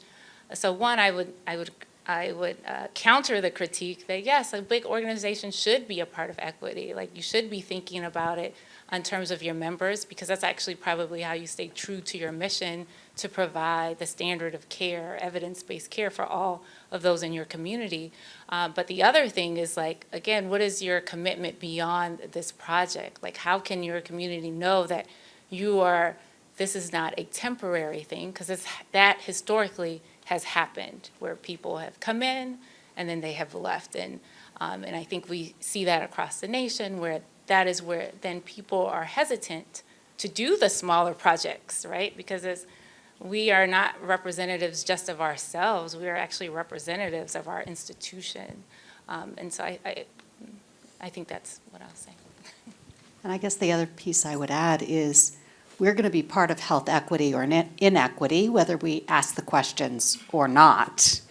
And so there's a little bit, it's kind of like when people talk about culture and they pretend like culture is something that other people have versus we all bring our culture in the room and it is multifaceted and is all the things that make each of us who we are. If we turn a blind eye and say we're not going to look at health inequities, then we are just adding to the problem. Thank you. One last question. Thank you for that. I really appreciate it. Hi, I'm Patricia as well. Got a little delegation going here. And I'm a fourth-year undergrad, so apologies maybe for the rudimentary nature of my question. But when it comes to I've done a lot of public service work independent from a research setting, and I've done a lot of research in immunological sciences where it's like, if you mess up, it's cells, they literally don't matter. And it's kind of the iteration process where it's like you optimize, you mess up, you optimize, you mess up. And I just, while you guys were talking and you were so intimately involved in these communities, and as someone who's I'm an immigrant, I'm coming here to the Bay Area and experiencing this community and getting out of the Stanford bubble, these people, they matter so much to the fabric that is the Bay Area. But how do you guys as researchers kind of reconcile with the fact that like as much as the successes are great, there will be failures as well, and like that will impact people's lives beyond like a this didn't work, so we moved on to this. Like it's beyond a methodology section. How do you reconcile the fact that like these are real lives that like can be affected in a negative way at your behest? Not that you're doing a lot of that, but still, like it does come up, and I'm just curious what the recourse is on that. I just wanted to say, I remember something that Dr. Dawes said about, I feel like failure will be not to do anything. I don't think it's a rudimentary question at all. I think that's a really powerful question around what happens when we make mistakes. I think when we provide clinical care without doing research, often we make mistakes. We just don't know the answer. And so, you know, some of it is about doing informed consent. It is about doing research that's actually meaningful and changing people's lives, not just because I want to know the answer to a random question. It's about making ethical decisions in terms of what your control condition is or what do you do if somebody doesn't respond. You know, I gave the example of how we created our comparison condition for our project. I've had other projects where we provide the intervention to people who aren't eligible for the study because we don't want to turn anyone away. And if we think that that's appropriate to do from a patient safety standpoint, everybody gets care. So I think when we create our research designs, especially when we're working with community, these are conversations that we have around how to create a project that doesn't do harm, especially to vulnerable communities. I think it's a great question as well, and I would say, you know, even though these are 3 concrete examples of research studies, they are by no means independent studies. This is work that will live on in some way in each of these partnerships and collaborations. And at the heart of all of it, it's systems change. And as we all know, change is hard, and changing a system is very hard. So there's going to be some failures along the way. There are going to be some hiccups, but ultimately, if we're working toward making that change, there are going to be more successes than failures. Yeah, I just want to add, I think that's why it takes time. Like, you can't come in with your own question and then implement it right away. I think that actually puts you more at risk of harming the community. And I think that's why if you're staying true to the community engaged, like they're helping with the question, they're navigating your resources, they're navigating the methodology as well as the results and input. So it's very different from you know, some other partnerships where, you know, I'm contracting you for a piece of it. They truly should be partners of it. It doesn't protect you from failure, but it does kind of help steer the course where you're more likely to get an outcome that everybody is invested in. But I do think that time piece is what runs some people away, because you need the time to build the trust, right? Because they're trusting you to come into their lives, right? And if they don't know you, then they're not going to let you in. And that's a protective mechanism that should be there. And so I think it's a good question. It's something that we all, I think, you know, wrestle with in our own different ways. But my advice is take the time to get to know the communities, and that we don't always come with the solutions. Maybe we develop it together. Yeah, and not to be afraid. Yeah. Yeah, I'm just going to add that mistakes do happen and challenges do come up, even in the ground, like door knocking. There's a lot of feedback that we got and a lot of pushback, but I think what was important is listening in and making those modifications. Because I think if everything went perfect, then what are we learning, right? So I think there's a lot of learning opportunity, and bringing in the partners and addressing the challenges together. I mean, I think that's what's great about our partnership, that it's for partners, right? Coming together and addressing the challenges. So if Nextdoor doesn't have the answer, Amigos might have a solution, or Somos might have a solution. I mean, and I think it's really listening in. Even with the safety with the community health workers, the promotoras, there were some safety concerns. And so we had to listen in on that and saying, okay, let's stop and let's address these safety concerns before we even move forward. Thank you all so much for the wonderful insights tonight, for your time to be here. I'm personally leaving very inspired after hearing from you. I'm looking forward to hearing what happens with your partnerships in the future and your projects. And thank you to all of you for staying as well and for the wonderful questions. And if you'll help me thank our panelists one more time. All right, good evening. Good evening. Thank you, everyone, for staying through the afternoon without a break. I learned a lot during the panel discussion myself, and I do this work every day. Actually, I celebrated my 6-year anniversary at Stanford Office of Community Engagement yesterday.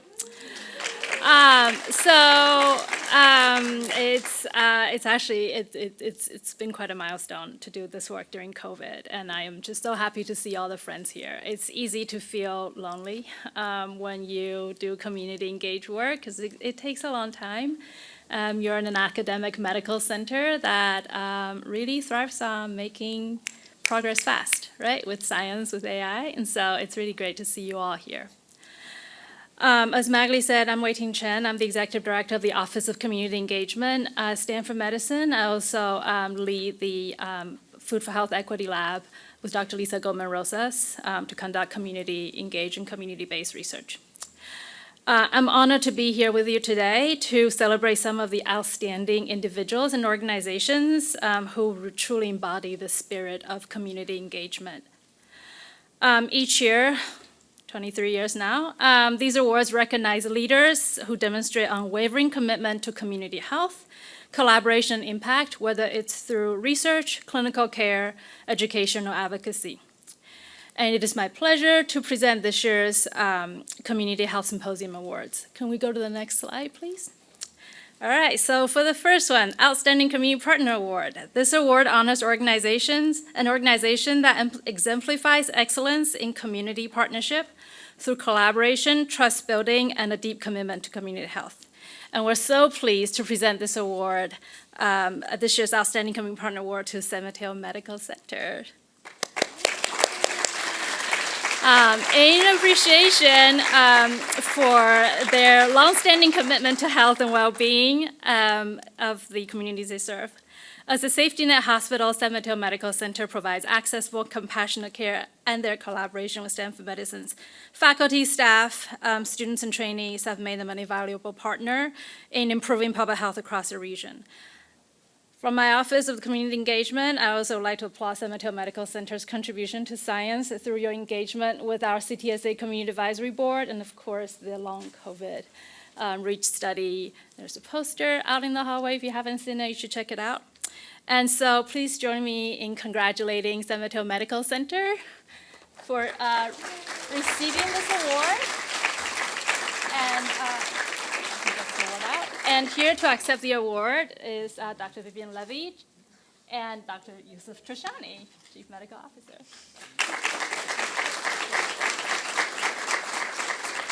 Thank you, Rachel. Much appreciated. Thank you.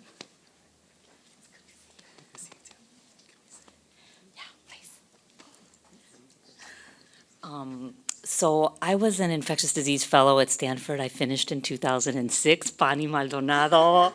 And I am inspired every day by the patients that we serve and by the trainees that Stanford sends us to work with. So it's a natural partnership. Stanford has an enormous amount to give the safety net, and I thank my one-up, Dr. Trishani, the Chief Medical Officer, for his support, and Priscilla Padilla Romero, who's hopefully on her way from Medical Staff Office, and really a lot of us who I think are liaisons. So thank you.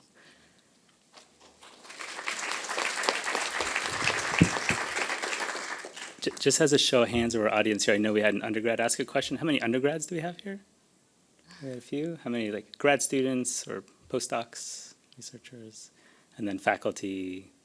Oh, that's okay. All right, great. Good variety here. Yeah, the brief piece, it's been wonderful working with Vivian and getting to work with Dr. Maldonado during the pandemic. And I think one of the things leading into the previous panel and into the conversations here, when you already have the partnerships, when you already have the relationships, when the next crisis hits, you're ready or you're on the ground.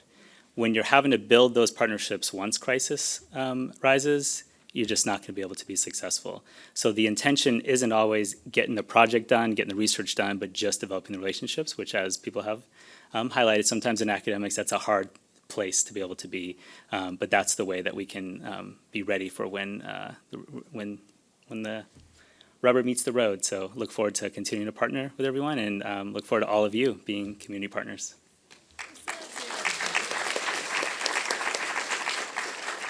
I'll just share a little anecdote. I think it was 4 years ago. I met Dr. Trishani at the back of Fair Oaks Health Center, and then he made a comment to me, which was, we have a lot of trainees here coming through from Stanford, and they get their learning experience from our patients, from our health centers, but when are we going to have more graduates serving in the community? And I will say that comment has stayed with me, and I will tell you, improving access to care in the community is a topic that comes up and again in our community advisory board meetings, and that's a meeting that we bring up with all of our community partners. So thank you for planting that seed, and it's working its way through the system. And the next award is the Outstanding Community Engaged Faculty Award. This award recognizes Stanford faculty member who exemplifies leadership in advancing community engagement through research, teaching, mentorship, and institutional change. This year's recipient of the Outstanding Community Engaged Faculty Award is presented to Dr. Hilary Jericho. Dr. Jericho is a pediatric gastroenterologist and the inaugural medical director of the celiac disease program at the Lucille Packard Children's Hospital. Since joining Stanford in 2023, Dr. Jericho secured grants to support psychosocial support programs that address the emotional and social challenges that patients with celiac disease experience. Her research explores the impact of celiac disease on patients in school environments, highlighting her focus on community-based research. And her team holds monthly Happy Gut gatherings that provide in-person engagement opportunities for patients and their family members. Dr. Jericho partners with community-based organizations to host educational events and ensure that evidence-based information is disseminated to community partners beyond those who receive care and treatment at Stanford. Please join me in congratulating Dr. Jericho.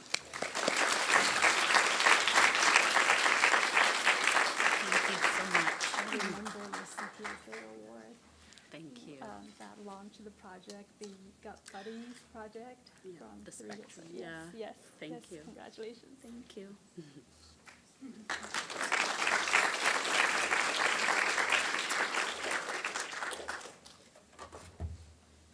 We have 2 more awards. I have 1 more to present. And I am so pleased to be presenting the Rhonda McClinton Brown Community Engaged Leader Award today. Not just for the person who's receiving it, but also the award's namesake has arrived here, coming off a plane from Phoenix. Rhonda is here. This award is especially close to our hearts, named in honor of our beloved colleague, Rhonda McClinton Brown. This award recognizes a Stanford staff member whose continued vision of service has had a lasting impact through their support of faculty, students, and community partners alike. This year, we're so pleased to present the award, the Rhonda McClinton Brown Community Engaged Leader Award, to Dr. Janine Bruce. I gave Janine a heads up, so this is, she saw this coming. Dr. Bruce received multiple nominations recognizing her as a tireless leader, a fierce advocate for community engagement, and a dedicated mentor to the next generation of health professionals. In the interest of time, I will just list the top 3 accomplishments that were common in all of the nominations. First, she helped with Dr. Lisa Chamberlain, who's in the back. She helped establish the Stanford Advocacy Track for medical residents. Dr. Bruce played a pivotal role in shaping a pilot program into a nationally recognized model for community engagement advocacy training, guiding countless residents in their scholarly work. And second, as the director of the scholarly concentration in community health for medical students, Dr. Bruce has expanded mentorship to include students, many of whom have gone on to establish their own medical careers that are focused on improving community health. And third, Dr. Bruce also supports early career faculty interested in community engagement through her leadership of a pediatric peer scholarship community. As the Associate Director of the Office of Child Health Equity, she has also trained over 100 health equity champions in policy-relevant research and community engagement. Please join me in congratulating Dr. Jenny and Bruce.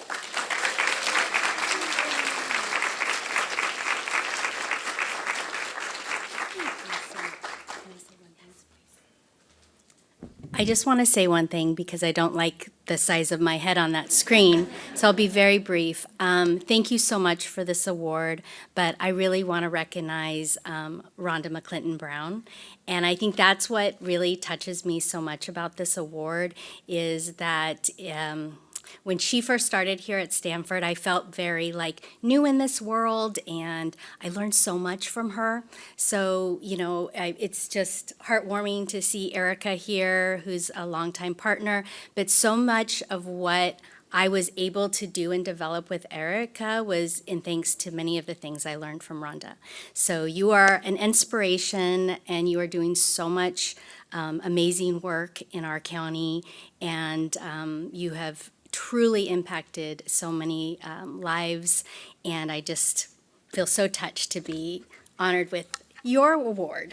So thank you. All right, now I'm going to cede the podium to my colleague Jennifer Torai. Good evening, everyone. I'm Jennifer Torai. I'm the Senior Director of Local Government Affairs for Stanford Healthcare's Government and Community Relations team. Our final award this evening is the Lori Campos Collier Community Health Advocate Award. This is a deeply meaningful award named in honor of my dear teammate Lori, who was a strong self-advocate for cancer patients until her last breath, and who left an unforgettable legacy as a fierce champion for health equity, advocacy, and justice. I'd also like to acknowledge that Lori's husband, Steve, is with us today. I saw it. There he is. Hi, Steve. Thank you for being here. This award celebrates an individual who exemplifies passion for social justice, dedication to community empowerment, and a tireless commitment to advancing the public good, especially in ways that elevate the health and well-being of historically underserved communities. This year's Lori Campos Collier Community Health Advocate Award goes to, come on up here, Dr. Angelica Cortez, the founder and CEO of Lead Filipino. Dr. Cortez is a visionary leader whose advocacy has empowered countless individuals across the Bay Area. Through her work with Lead Filipino, she has created opportunities for civic engagement, leadership development, and grassroots organizing, centering Filipino voices and building solidarity across communities of color. Her passion for justice is not only inspiring, it's transformative. From influencing public policy to cultivating the next generation of advocates, Dr. Cortez is making an indelible mark on our region's health, equity, and future. I'd like to take a moment to read an excerpt from the nomination that was submitted for this award. Under her leadership, Lead Filipino partnered with Dr. Elwin Kabibi and the Stanford Cancer Institute to conduct a groundbreaking year-long community action study focused on cancer awareness and prevention. This initiative not only highlighted the unique health challenges faced by the Filipino community, but also empowered individuals to take charge of their health through culturally tailored education and resources. Dr. Cortez's dedication to addressing systemic barriers has resulted in critical insights that inform public health interventions, ensuring that voices of marginalized communities are heard and prioritized. Dr. Cortez's extensive background in public policy and advocacy, combined with her grassroots approach, has fostered strong partnerships with local organizations, faith-based groups, and community leaders. Her work has not only improved access to health care, but has also inspired a new generation of advocates within the Filipino community. So please join me in honoring Dr. Angelica Cortez with this year's Community Health Advocate Award, which I actually don't know where the award is right now, so we're going to have to give it to her later. Did you want to say thank you? Yeah. Well, let me just first give Jen a hug. Thank you so much for this profound honor and for celebrating not just who I am and Lead Filipino, but of course our members, our communities, and the very incredible opportunity that we had, as Jen shared, to work with Dr. Elwin Kabibi and his team through the Stanford Cancer Institute, where it was about a 5-year journey, but it all culminated over the past year in addressing health disparities with Filipino exo-American communities. What an honor to have Steve in the audience when Jen called me a week and a half ago to share about the legacy of Lori and her advocacy, her fervor, and what she stood for. It reminded me of my late best friend, as well, a Pinay, Karina May Orozco Owens, who I dedicate our health education, our advocacy, and our leadership development work to. And in that same vein, I raise up tonight for Lori as well. Thank you, everyone. Very honored. Shout outs to our promotoras, our community health workers. Yes. We are building our Filipina Exo Promotora program as I speak, as we speak, and my team could not be here because we are in the neighborhoods, on the school campuses, and alongside our community partners. Thank you to Stanford for reaching your arms out and working with community-based organizations. It means more than you know. Thank you again. So I know we've talked about the posters that are out in front, and so when we go back out for our connection and community building at the end, please go, explore the posters and learn more about them. As part of that, we invite one of our poster presenters to come share a bit more detail about her work. So next, we're pleased to welcome Sarah Sampaio Izabel, who will present her project entitled The Colibri Model in Action, Community-Based Initiatives for Career Pathways and Sleep Health with Latinx Families. Okay, well, it is really exciting to be here after so much, joy and, after the awards. So I'm really grateful for the opportunity. This is my poster. It's not out there, but it is here, and I will share it with you with the information. Feel free to reach out to me if you want any additional, wants to know more about what we do. So I'm a PhD student in neuroscience, and I have the absolute pleasure of being part of Colibri with our partners, Ayudando Latinos a Soñar, or ALAS. And I have here the founder of ALAS, Belinda, who is that big of a heart and that big of a person. Belinda really steals the room, and I hope I can represent her hard work well today when I'm talking to you about what we do at Colibri. So Colibri is really a way for us to use research to tell our story, right? And it's a participatory center that is really dedicated to engaging our local community. And what we are trying to do is we are trying to understand what happens to the health of people when they immigrate to this country. We know very well that things like structural trauma is part of it, but we also, and that's what I love about ALAS in general, is our big focus is on what is that resilience that we built? How is it that we use our cultural perspectives and what we bring to this country to really empower us, to help us, to make us all better? And so we incorporate research methods, qualitative, quantitative, and from a range of sources, different projects. Our projects are based on community needs, so there are several needs, and really focusing on addressing and understanding systemic injustice, but also, again, that focus on resistance and resilience. This is a very participatory, and it's action-oriented. We are trying to understand things that are affecting our community so we can find answers for our community. And it's strengths-based, right? We're focusing on what we do well as well. And our team includes community members, of course, and also researchers from several local institutions. And we're open to partnerships that make sense to the people in our community. I want to highlight one of our projects, which is the Coastside Primes, which is really promoting resilience at different intersections of services, right? There are a lot of services that provided. We are trying to understand how these services work together to support our communities, and if they, in fact they do. And we really believe that community engagement participatory research can be done in many ways. And that's kind of a little bit of why I'm here today, because there are a lot of ways that we don't think community engaged research can be done, or we don't think of it as community engagement. There are, in fact, as long as the focus is on improving the lives of our people. And so, as many organizations, our Colibri is really centered on our Community Advisory Board, which is a group of local community members, and they have spent over 9 months receiving training on participatory methods. They want to know, what is it, this research thing that you're doing, and how do you do it, and tell me more. And they are really driving, and they got all that knowledge to really drive the research that we do at ALICE. And so they really provide leadership. They create our priorities. They give feedback on projects. You see one example of them telling us, will projects move on, or they don't make sense to our community.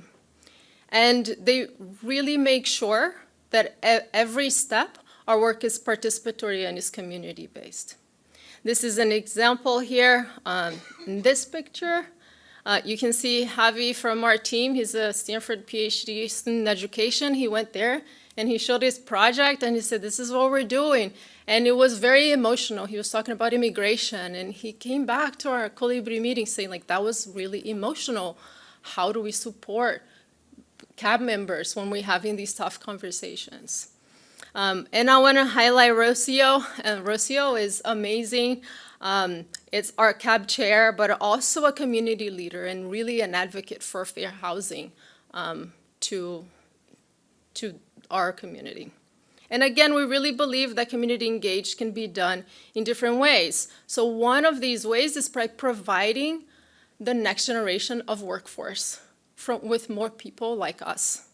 So we do that with the Salvavidas Proyecto, and we're really providing career exposure, college preparedness, and mentorship. It seems like we see a lot of these programs out there, but we didn't have one that was serving us. So we created one for our people, for our community, for people right there where we are. And so Salvavidas really wants to increase representation in healthcare and leadership.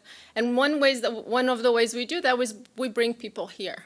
Right, so I'm an immigrant, I'm an Afro-Latina, and I brought them to where I do some of my work, to the CNI, the Cognitive and Neurobiological Imaging Center, and I said, this is how we do neuroscience in this program. And it was amazing. And they really learned about there are different ways in which you can do research. And so they also, outside of academia, we don't just stay in academic structures, they went to Lyle Pharmaceuticals and they learned about robotics there. We also partner when it makes sense to increase their ability to extend and receive resources. We have partnered with 2 programs at Stanford. One is more medical focused and one is more community engaged focused, really showing them that there are different paths in all of the healthcare industry. And next, we will prepare them for college. We'll show them, how do you write that essay? How do you tell your story? How do you tell the story of your family? What do you share? Especially right now. And so really this project reflects this scientific exploration that they do when they're asking the questions in the different places we take them. But also, it's to prepare them for the next step. Again, we are trying to build this workforce. A plug, if you know any local high schoolers in public schools in the Half Moon Bay area, let Antonio know and we'll sign him up. But again, making research community engaged for us also means increasing representation, right? Making this long lasting so the next generation can support the next generation, and we keep going. Another way, and that was unexpected to me, is through writing review papers. So that's something we do a lot in academia that I didn't think it was community engaged research until I found out, well, everything we do here, our CAB needs to know, and they need to approve. So I worked with the CAB and I did a presentation. We were writing a scoping review. I studied sleep and emotion in my lab. And so it was natural to me to be curious about sleep and emotion in our community. And so we started the process with over 1,600 papers. We were at about 30 and already observed, already noticed that there are a lot of studies that talk about mental health outcomes for the Latina community that do not include sleep, when sleep is essential for mental well-being. So we already identified a gap and we bring it to the CAB. And to give an introduction, we share some information about sleep. And the CAB said, sure, you can continue your study. We want to know what's happening there. But we want you to tell our community what you just told us about sleep. Right? So what about the mothers who just had babies? We have a group of mothers. Can you come and talk about sleep there? Can you bring a clinician so that they can answer questions? And we say, of course. So this dissemination project or process that was completely driven by the CAB. They not only said, sure, continue your study, but also this is what we want from it. And this is how it can help us. And this is our team. I want to highlight Juliana. Juliana's here somewhere, right there. Juliana's been wonderful. We started at Stanford together, and we mentor one another. She's going to graduate this year, so I'm really excited. Also, Raul and Edgar are part of our team. They grew up at ALAS, and they participated in several projects there, and now they're doing research for their community right there that supports their career as well. And Annie, who is like just our, I don't know, goddess. I really appreciate her openness to really thinking completely outside of the box to anything, any project that we can think of. And another way, so my involvement in community engagement really started from me realizing that in my own research studies, I was not represented. Out of 50 participants, only 2 or 3 were Latinos, and I think 1 was a woman identified as a female. And I said, well, I'm doing research studies that I'm not learning anything about me. And so why is that? Why are we not coming to these studies? And so I submitted a small grant and received the funding. And I'm working with Lisa, thank you so much, to run these community engaged studios, which is kind of like a consultancy, right? We're gonna work with communities to really tell us, why are you not coming to our study? What are we doing wrong? How can we make this better? Because we know you're struggling with insomnia and depression as well. So how is it that we can understand what that's like for you? And so upon approval of the CAB, of course, ALAS will be our first official community partner for this project, and we hope to do about 2 to 3 iterations and improve things as we go, so that at the end, we have something that is a little bit better and leads to a little bit more than what we have today, which is way below representability and representation. And so I want to thank my advisor for being open to it, and then Lisa and Jessica for guiding me through this community studio process. And I want to say gracias, obrigada, and thank you to our team, again, to Belinda, who is wonderfully always part of everything we do at ALAS, Javi and Juan Carlos for helping me with grad student group together. We each study completely different things, but we're all here really together, bringing our experiences to the table, and Annie for guiding us, and then Zeta for keeping us all organized. So thank you very much.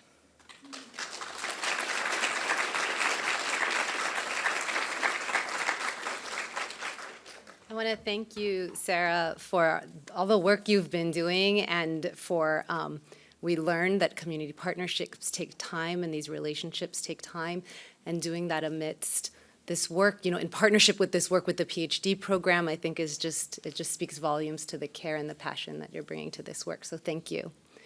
And please take her up on her offer to go learn more during our connection time as we come up. So we just want to thank you for this just inspirational day. And to close us out, I would like to welcome Dr. Bonnie Maldonado, who probably needs no introduction, but she's our Senior Associate Dean for Faculty Development and Engagement, as well as pediatric infectious disease physician, and wonderful, amazing things. Well, thank you, everybody. I'm going to move over just a bit. It's really been a pleasure. I wasn't sitting in here the whole time, but I was listening to the whole thing on podcast because I've been all around campus today. But I just didn't, I never want to miss this, and I just have to talk to Rhonda after this because I miss you so much, Rhonda. Our early days sitting up in the Li Ka-shing. And just want to thank you all for being here today. It's really been a pleasure to hear this work. It is so inspiring. I'll just say a few words about me because it brings back a lot of memories of the work I did. I started off in community-based participatory research, and actually after I trained at Stanford and then went to the East Coast to do my training in pediatrics and infectious diseases, I went to work for the Centers for Disease Control and Prevention. I learned so much about public health and how to engage with people. It's really a shame what is happening to the CDC right now. I want us to support our public health partners here and around the country because we are really having a really hard time right now. I think COVID changed the way we look at public health, and I think we have to really shore up that value and that appreciation for all of our public health providers around the country and around the world. I also then came to Stanford, did a lot of research here, primarily clinical field trials. I still have my lab working now, but my favorite work to do, and the hardest, as all of you talked about today in the session, the hardest work and the one that took the most time but had so much reward was my work in the communities around the country and around the world. I started working here in the U.S. doing prevention of mother-to-child transmission of HIV with our county and public health communities and our public partners as well and nonprofit partners, and then worked with the Nahuatl communities, the Mayan communities, Quichua in South America and Mexico and Central America, and then in Sub-Saharan Africa with the Shona population. So these were all partnerships, and we all left something behind. I had a chance to go back last summer to Zimbabwe to celebrate the 30th anniversary of our partnership there and the consistent work that they're still doing around reproductive health and care for families. Despite the fact that we have pulled significant funding from a lot of these, they are still surviving because others still believe in community health and public health. So I'm here to support all of you and tell you thank you. Whatever your role is, you are really contributing to the health and well-being of our entire world and to the people here in this little community. So we are a microcosm. Look at all of you, look around. We are a microcosm of this world, and we are going to continue to support and be healthy communities and go out and find the questions that need to be asked and try to answer them. And yes, we will come up with failures. And yes, we will come up with questions about ethics and human subjects research, but that's why we're all together, because together we can answer those questions one by one, chip away. And the fun part about being in this area, in this place, is that we're allowed to ask questions, and if we do our work right, each question gets answered, opens up another can of 20 more questions. And so you're never going to stop working, and you need to train that next generation to keep going. So I'm just here to say that I'm really inspired by all of you, and that we are really here to support all of your work, no matter what that may look like, because we are all about health and health equity at this institution. So I want to thank you all. Give yourselves a big hand, please. And so, finally, I get a chance to give a lot of thank yous. So these I'm going to have to read because there's a lot of people to thank. This is always an amazing event. I'd like to thank our sponsors. So Stanford Medicine, the Research Office, the Office of the Senior Associate Dean of Research, Dr. Ruth O'Hara, the Stanford Center for Clinical and Translational Research and Education, or Spectrum, our CTSA, the Department of Medicine, Primary Care and Population Health. I know them well. The Office of Faculty Development and Engagement, I know them especially well, and thank you to my team there, Roxana, Kathy Victor, and Magali Fassiotto, and others. The Office of Community Engagement, Dr. Rosas and her partners. The Steering Committee for shaping today's powerful program, the Office of Senior Associate Dean of Research, the Office of Faculty Development and Engagement, who helped with the Steering Committee, and then the Office of Community Engagement. And then finally, our panelists and presenters and speakers for sharing your wisdom and experience. Dr. Magali Fassiotto, Dr. Lisa Goldman Rosas, Dr. Ruth O'Hara, Dr. Patricia Rodriguez Espinosa, and Dr. Aaron Dawes and Patricia Castañeda.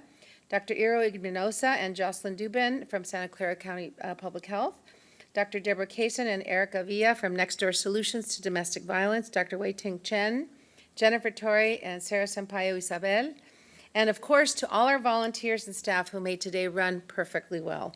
So thanks to all of you, and we look forward to, please put next year on your calendar because we want to see you and bring more people so that we can continue to celebrate the work that we do with our communities so that we can improve all of our lives, and hopefully next year we'll have even better messages to share. Thank you so much. Dr. Magali. Thank you so very much, Dr. Maldonado, and thank you, as she mentioned, to all of you for being a part of this gathering. We talked a lot about the behind-the-scenes support, and she's not in the room because she never is at this time because she avoids it. But I do want to thank Glenda Estioco from the Office of Community Engagement, who, without her, this event could not happen. So just thank you to her, and if you see her in the lobby, embarrass her. So just thank you all. I'd like to remind everyone, as we mentioned at the start, to please, please, please take a moment to fill out the event evaluation. It's available in English and in Spanish. If you click on the top, you can change the language of the evaluation.